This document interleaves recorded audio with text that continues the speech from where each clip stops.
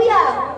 Eh mamaya, meron pa tayong mga panayam, yung hallelujah mo lalagyan kaya ng power nito, at dagdagan mo ng power yan para yung mga bad spirit sa bahay natin, lalagas. Amen ba? Gusto niyo ba lumayas?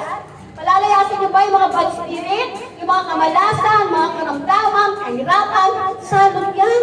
O, minsan, ganyan ang ginagawa ng bad spirit. Gusto niya lahat kayo may sakit.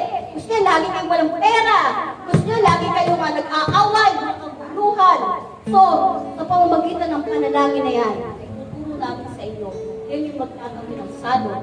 Yan yung magtataboy ng kamalasan. Yan yung magtataboy ng mga problema sa bahay natin. Amen ba?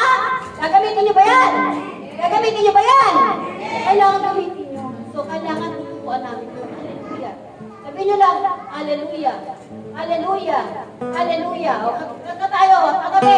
Hallelujah.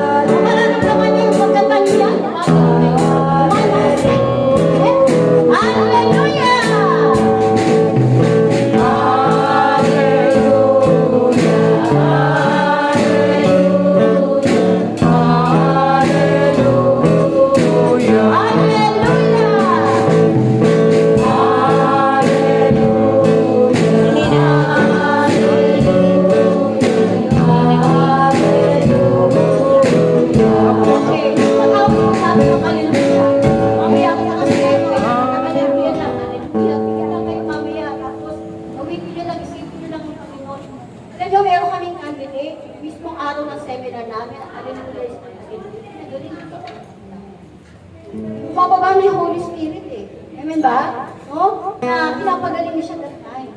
Kaya lang isipin natin si Lord, no? Sabihin natin, hallelujah, hallelujah, hallelujah. Isipin mo lang si Lord at ako nga nung mapupustos ako dito sa seminar dito. Hallelujah pa lang eh. Pinagaling ako ni Lord eh. Hallelujah pa lang. Bumaba na yung Holy Spirit. Opening prayer pa lang. Hindi pa namin opening prayer namin sa Holy Spirit. Bumaba namin yung Holy Spirit.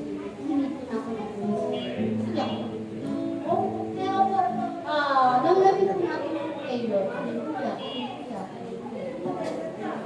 At mararamdaman niyo yung presensya ng Holy. Kasi nga po, yan yung prayer. Laki to unlock the power of God. Amen ba? Amen. Malakas na lang po sa aking Lord. Hallelujah. Ang tayo. Hallelujah. Hallelujah.